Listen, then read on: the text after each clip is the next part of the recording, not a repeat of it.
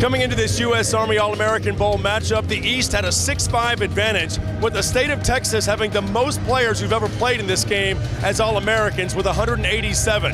This year, there's 15 players that call the Lone Star State home. No, we're just showing how we play football in Texas, and some people showing how they play football in Cali and stuff. It was nice meeting everybody, knowing their stories and stuff. I had a lot of fun meeting all the players, meeting the new coaches. And it's a blessing that I'm here. I'm glad I made it. Just the experience of playing your last high school game is definitely a great experience because, you know, most people are sitting at home right now and you still get to play the sport you love. It's just, I'm just loving it. There's so many new faces and so many new guys out here. And, you know, we just came out here to try to build a bond. It's been a great experience getting to know them more and learning about them and having this great game and be able to play in. I was the first one from Cracker Devil playing a game like this. I mean, it's the best of the best, a lot of competition. I mean, I had fun this week, practiced 2 times a day. Of course, everybody likes to know where these players are going to play college football. It's a big deal when they announce it on live television, but there was not that much drama from the Lone Star State kids. 12 of the 15 players representing Texas are staying in state to play college football, and only one committed on live TV. Baylor-bound linebacker Brian Nance out of Euless Trinity. Coaching staff, they just got to me and my family, you know.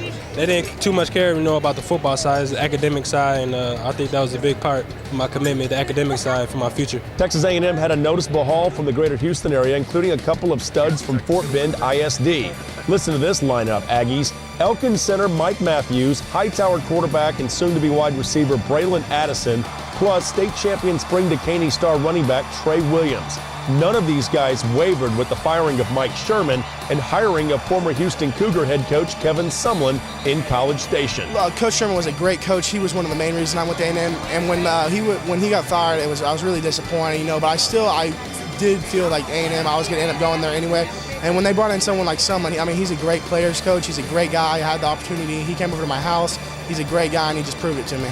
I mean, I've heard a lot of great things about Coach Sumlin, and I know most of the recruits have stayed committed as far as their commitments to going there next season. So they're all excited about Coach Sumlin, and consequently, I'm excited. Our plan was, you know, just to come out here and represent A&M and just show people that we can compete with the best, you know. Not a lot of people are not giving us a chance, you know, to go compete in the SEC next year. We've been knowing each other for a minute, man. Me and Braylon Addison. And, you know, Mike's just coming in, but, you know, he's just as cool. He's got some swag to him himself, just having fun, having a good time with these guys, and just doing it and winning. Now, 9 future Texas Longhorns played in the Under Armour All-American game in St. Petersburg, Florida, with 4 future Horns donning the West uniforms in the U.S. Army All-American Bowl. And you better believe they all noticed how much playing time the freshmen got this year on the 40 acres. Well, I love the players that they have coming in there. That's one of my main reasons for going there, because we're going to have a great recruiting class. They have a tradition for winning, so I love that too. As you've seen here this year, they play freshmen. So if you're good, they'll play.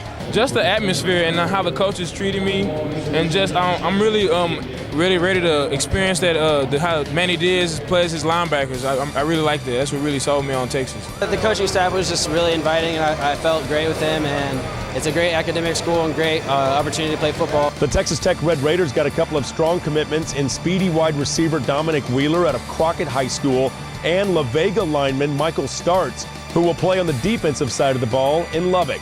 I'm going to Texas Tech, play DN, and I told them, you playing wide receiver, running back, look out for me. And if I hit you, I'm going to help you up and say, remember me?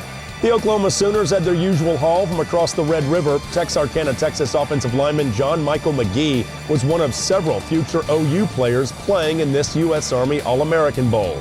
Coach Heupel and Coach Patton, those are tremendous guys. And the program has a lot of success, and I just feel like that's the right fit for me to get on there and be a Sooner. Defensively, the West squad had several standout players, including defensive back Ladero McNeil out of Wilmer Hutchins, who was headed to Tennessee.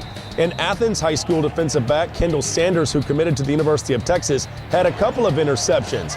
Even a local product got in on the act as San Antonio Sam Houston defensive end Javante McGee recovered a fumble that was forced by his West teammate Hassan Ridgeway. I mean, my boy Hassan, he had hit the quarterback and he had made a fumble, and I just tried to scoop and score, but I just scooped it up, you know what I'm saying, got a little yardage. I feel good, man, when you just make a play and you know you got family, friends up there rooting for you.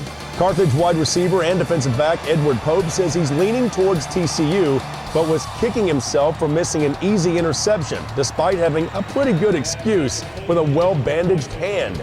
Oh yeah, I was like, no, I'm gonna catch this interception. When it got out, I was like, oh man, I thought it was gonna be on ESPN, but it's all right. Another TCU-bound player, Smithson Valley punter Ethan Perry, had 3 nice punts and even said when he got roughed, the wake-up call brought back memories from when he played tight end. After I got roughed, that was a wake-up call. I mean, it was kind of refreshing though. I mean, I was a tight end, so I haven't been hit like that in a while. Coppell kicker Nick Jordan made all 3 extra points and a field goal, scoring 7 total points. In the end, the Texas athletes representing the West squad chalked up a 24-12 victory to even the series at 6 wins apiece. But they will be the first to tell you the relationships they built this past week will last a lifetime.